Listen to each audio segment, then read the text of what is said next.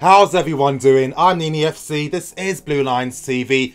Welcome to another 5 talking points video. In today's video, I'm going to be talking about Sarri's use of a strikerless front three, why our fullbacks are really hampering our system, has Jorginho been found out, Morata and his movement problem, and I'm going to be talking about why our defence struggles so much against Tottenham. You guys, if you want to help me out, and if you like the content I produce for you, smash that like button, help me get more than 500 likes for today's video, and press the bell notification button if you haven't to stay tuned to all things Blue Lines TV. Now getting straight into the first talking point, I have to talk about Jorginho first, and has this guy been found out? Now by now, you guys watch a lot of my videos, you get an understanding of my thoughts and my opinions, and you hear a lot of the things I've already said. And one thing I've constantly been saying over the past month is that we have a weakness against teams that use a mid-block. And when I say mid-block, what I basically mean is the opposition team's defensive shape is closer to the halfway line compared to being closer to their own goal. Now, Tottenham aren't the first team to do this against us. Derby, Everton and Crystal Palace have done that, but obviously with Spurs they can do that much better because they've got better players. When they defend off the ball, they like to use a mid-block, and when they're on the ball, they like to press high. And when you combine these two elements together, you're in for a very difficult time. Now, as I've already said in other videos, the main reason as to why teams use this tactic is to disrupt our passing patterns out from the back and to affect our build-up play. Now, one thing I just can't tolerate is this criticism that Jorginho's getting, and I think that people are just missing the bigger picture. Now, it's not really Jorginho's fault that he has been struggling, really. It's a natural reaction to the opposition's tactics. Let's not forget one thing, this is high-level football. Every coach, every player you're seeing, they're specialised after years and years of being dedicated to their craft. There really is no such thing as an easy game at this level. And one more thing to consider, is this the first time that, one, Sarri has come up against a tactic like this? Of course not. Is it the first time we've ever seen a player in Jorginho's position getting targeted by teams? Of course not. I can remember guys like Paul Scholes, and not even long ago when Di Matteo got Oscar to man Mark Pirlo. Remember, Sarri ball is all about building up from the back to start your attacks. When teams start to park the bus in the middle of the pitch and not near their own goal, what that does is it stops those vertical passes being made. And guess what? When you can't pass through the middle, where are you forced to play your passes? That's out wide.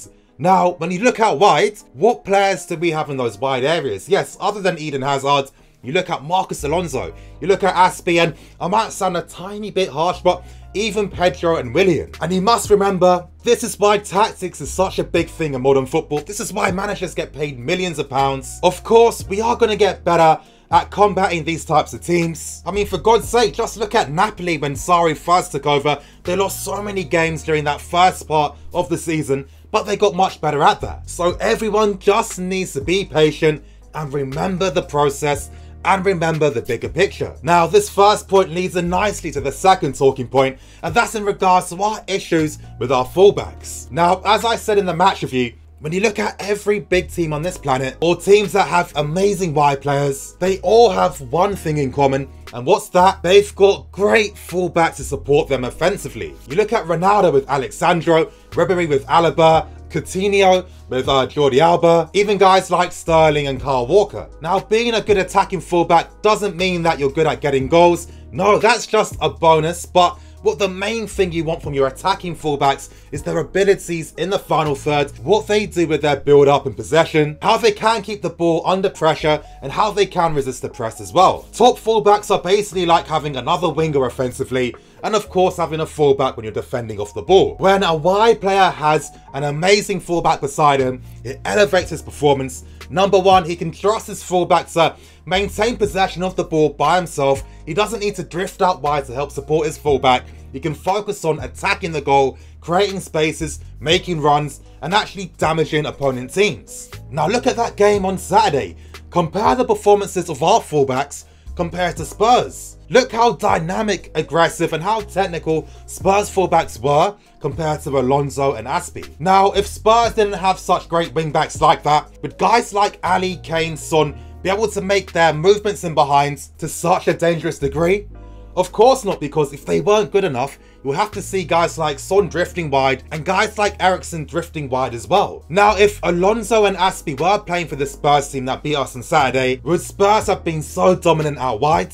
Of course not.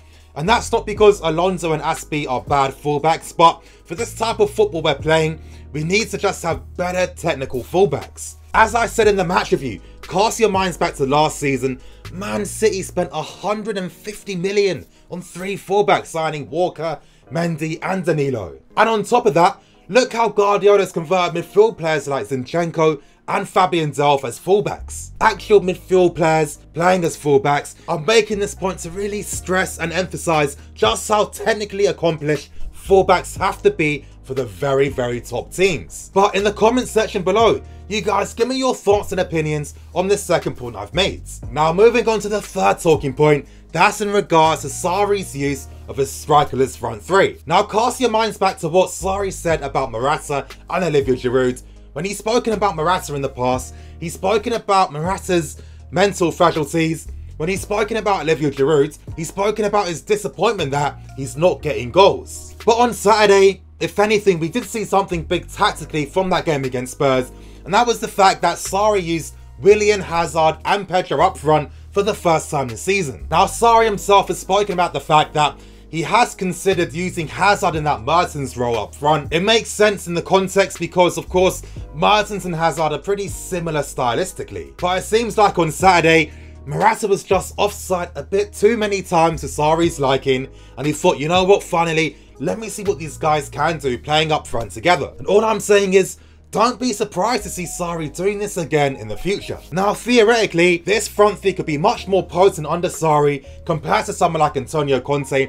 and that's down to the pure fact that Sarri works on this stuff in the training ground, and that was something that Conte never really did. Conte was really stressing on defensive positioning off the ball and really creating these automatisms where players just know what to do with the ball before they receive it. But the issue with that from Conte was that it was very easy to counter if you understood the patterns that we were doing. Now, could Hazard possibly play up front? Potentially. I mean, let's be serious. Out of all our attacking players, he's our most clinical finisher, and using a front three like this would allow Willian to play in his best position down that left-hand side. It would allow Pedro then to have support linking up with Hazard down that right-hand side as well. And just imagine how fluid, how fast, and how quick the movement would be up front. But the only thing I've always worried about with this potential system is the fact that if you're using Hazard up front in a Sarri system, the guy's barely going to touch the ball because you're effectively playing as a poacher in a Sarri system. And do you really want Hazard having about 25 passes a game? Of course not. You know, when you look at Higuain and Mertens, their average touch per game was around 20 to 28 passes a game.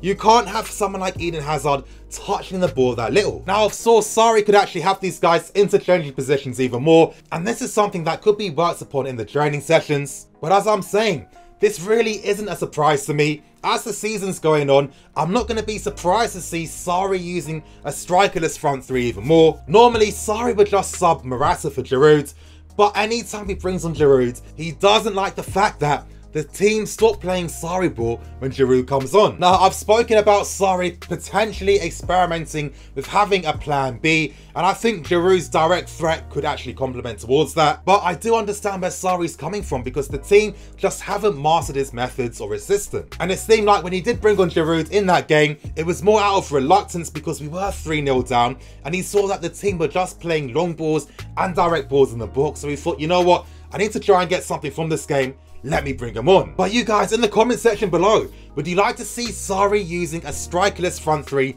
more this season? Now, moving on to the 2 final points, I'm going to start off by talking about our issues with our defenders, or more correctly, our perceived issues with our defense. Now, when I say defense, I'm thinking of Luiz, Rudiger and Jorginho. Now, these guys in particular were really getting criticized very hard after that 3-1 loss. But I'm sorry, you guys. It's not down to individual mistakes, really. It's down to the fact that it was a team collective error. Now, yes, you know, people have every right to be really annoyed with David Luiz because the guy played a part in all 3 goals that Spurs scored. Of course, you're right. He could have prevented those opportunities. But ask yourself this. Let's say Luiz made no mistakes. Would we have still won the game? No. And let's say that Luiz didn't make those errors.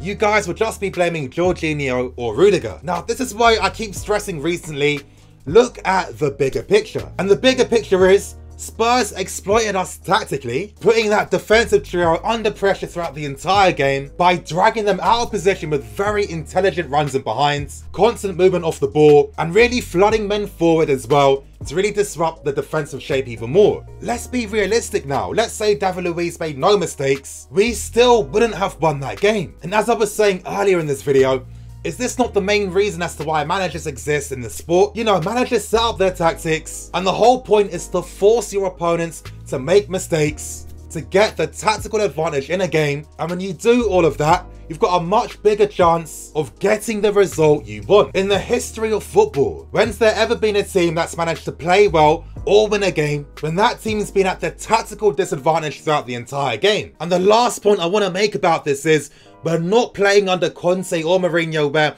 it's all about putting men behind the ball, playing closer towards your goal.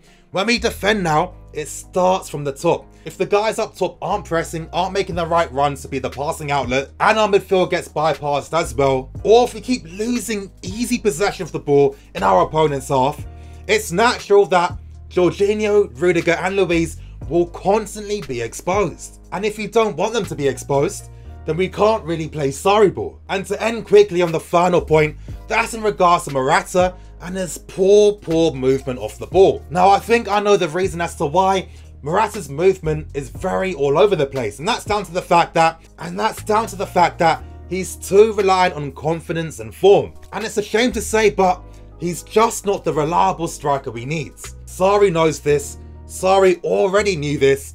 This is why he spoke personally to Higuain.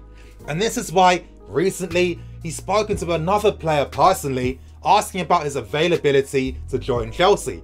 You guys, of course, I'm gonna definitely release that transfer target video. I'm gonna let you know exactly who that player is. Now, when Morata was on form, you could see that he really wasn't getting offside as much. During that 5-goal game streak, his movement was good, he was on the last shoulder of the defence, and he was actually a decent outlet for the team. Now, you guys know I'm always constantly stressing the importance of being able to play those vertical passes, because if we can't break down opposition teams. Now quickly look at this clip here. I put this out on Twitter earlier, but if you're not constantly moving, dragging defences out wide, constantly moving across the final third, then it really reduces the amount of vertical passing options you can create. Look at this one example here. I'm only going to use one because YouTube can be really funny with using clips. But look here, if Morata just drifted wide to the left, Luiz would have had that passing option because Luiz was forced to carry the ball out wide. What Luiz wanted to do was pass to Morata so he can get back in position.